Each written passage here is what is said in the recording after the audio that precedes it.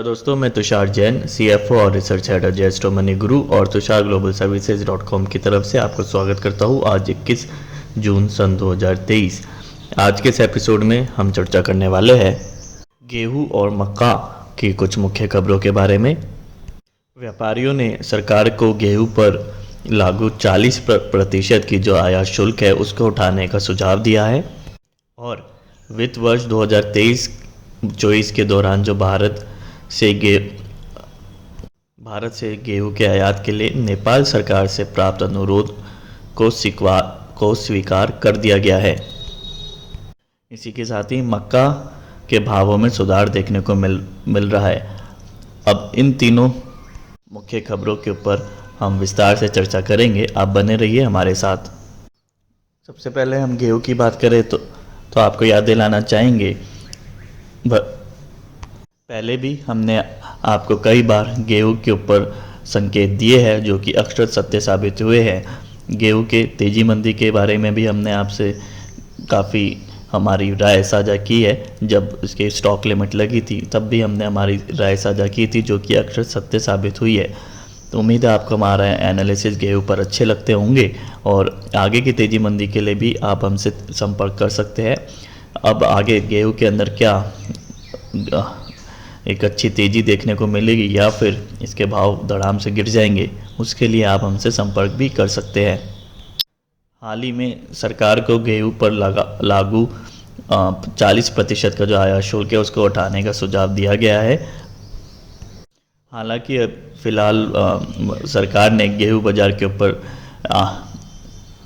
Stock limit लगाई थी जिससे गेहूं की आपूर्ति और उपलब्धता बढ़े और इसी के साथ ही केंद्र सरकार ने केंद्र पुल से खुले बाजार में 15 लाख टन का स्टॉक उतारने की घोषणा कर दी थी।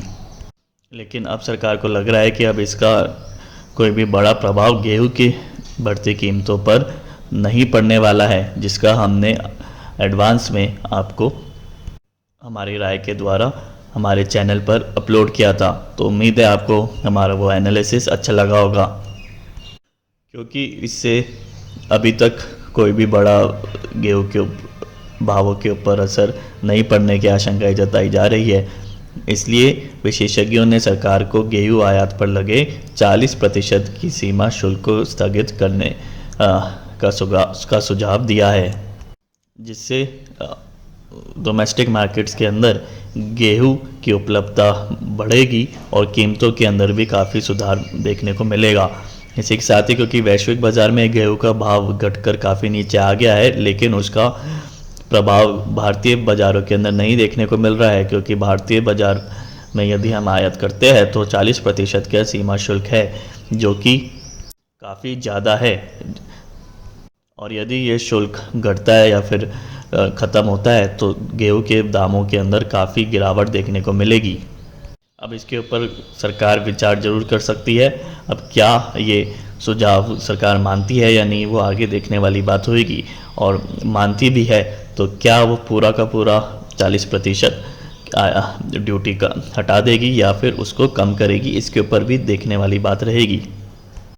सरकार को इसके ऊपर भी ध्यान देना चाहिए कि अल नीनो के वजह से जो कि एक्सपेक्टेड मानसून की भविष्यवाणी आ रही है, उसके चलते इस वर्ष मानसून की बारिश कम हो सकती है।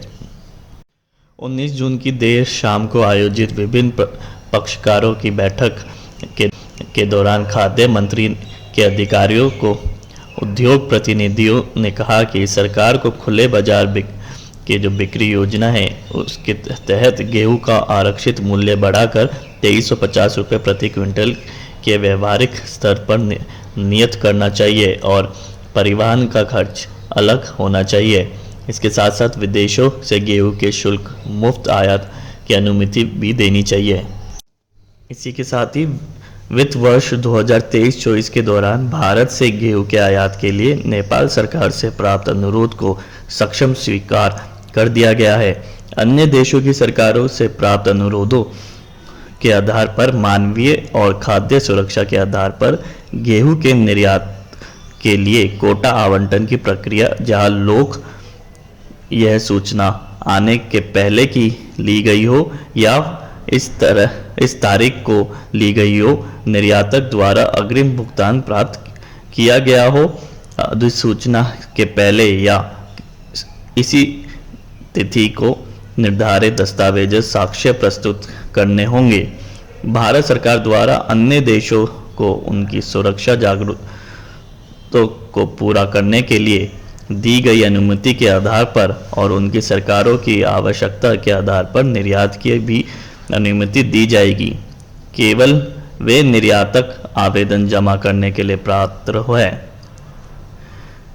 जिन्होंने वित्त वर्ष से पहले 3 वर्षों में नेपाल को गेहूं का निर्यात किया है। तो ये थी सरकार द्वारा नोटिफिकेशन, जिसमें नेपाल को कौन कौन लोग और कौन कौन एक्सपोर्टर्स एक्सपोर्ट कर पाएंगे उसके बारे में दिया गया है। इसके अलावा 21 से 30 जून 2023 तक दायर ऑनलाइन आवेदनों पर ही विचार किया जाएगा। जिन निर्यातकों को गेहूं का कोटा आवंटित किया गया है वे गेहूं के आवंटित कोटे का निर्यात पूरा होने के 1 महीने के भीतर लैंडिंग सर्टिफिकेट जमा करेंगे। इसे सक्षम प्राधिकारी के अनुमोदन से जारी किया जाएगा। जानकारी ये भी प्राप्त हो रही है कि भारत सरकार नेपाल को 3 लाख टन के करीब गेहूं दे सकती है। अभी इस बात की कोई आधिकारिक पुष्टि नहीं हुई है। अब हम चर्चा करेंगे मक्का बाजार के बारे में। मक्का बाजार के अंदर मक्का में सुधार देखा जा रहा है। मक्का के भाव के अंदर एक तेजी देखने को मिल रही है। मक्का में सुधार, मांग निकलने से मक्का के भावों में सुधार। दिल्ली लॉरेंस रोज पर आज 35 रुपये प्रति क्विंटल की तेजी देखने को मिली। इस तेजी के साथ भाव लगभग 1925 रुपये प्रति क्विंटल पर पहुंच गए। महाराष्ट्र की बात करें तो महाराष्ट्र की धुलिया मंडी में आज 45 रुपये की तेजी दर्ज हुई। इस तेजी के साथ 1900 से 1925 रुपये प्रति क्विंटल पर देखे गए। और यदि हम बात लातूर व जालना दोनों मंडियों में की करें तो उन दोनों मंडियों में आज कोई उठापटक नहीं देखने को मिला। उत्तर प्रदेश में जहांगीराबाद मंडी की बात करें तो उसमें 50 रुपये प्रति क्विंटल की बढ़ोतरी देखने को मिली, जिससे वह भाव 1800 रुपये प्रति क्विंटल पहुंच गए। अब हम कर्नाटक की बात करेंगे। कर्नाटक में गुलबर्गा व बेंगलोर दोनों मंडियों में आज कोई उतार चढ़ाव नहीं देखने को मिला। गुलबर्गा में भाव 1700 से 1850 रुपये और यदि हम बेंगलोर की बात करें तो 2100 रुपये प्रति क्विंटल पर स्थिर बने रहे। अब हम गुजरात की बात करेंगे। गुजरात की दाहोद मंडी में आज कोई उठापटक इधर भी देखने को नहीं मिला। भाव 1950 से 3500 रुपये प्रति क्विंटल पर सामान बने रहे। तो ये थी आज की मुख्य खबर। अगर आपको हमारा एपिसोड अच्छा लगा तो आप हमारे चैनल को सब्सक्राइब अवश्य करें, जिससे कि आपको कोई भी नया वीडियो अपलोड होता है तो उसकी नोटिफिकेशन ज़रूर मिले। और आप हमारे चैनल को आप हमारे वीडियो को लाइक भी कर सकते हैं। तो आज के एपिसोड में इतना ही। आप देखते रहिए Ajay astro money Guru. Thank you and good day.